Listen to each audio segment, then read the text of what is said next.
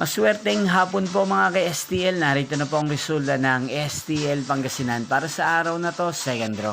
March 8, 2026, araw ng linggo. Naway ang mga natayain nyo pong mga numero kanina ay manalo nawa ngayong hapong ito, 5 PM. Kaya kunin nyo na po ang inyong mga ticket. Narito na po ang resulta.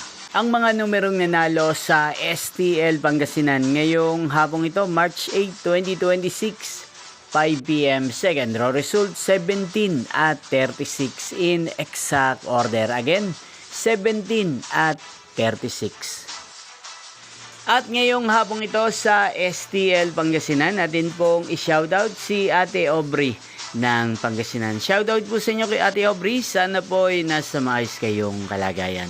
At sa lahat po ng mga taga Pangasinan, shoutout po sa inyong lahat. Inyo pong napanood ang resulta ng STL Pangasinan. Maraming salamat po sa patuloy nyo mapanood at pagsuporta sa aking channel. Magkita-kita pong muli tayo mamayang 8:45 PM para sa third draw result ng STL Pangasinan. Thank you for watching.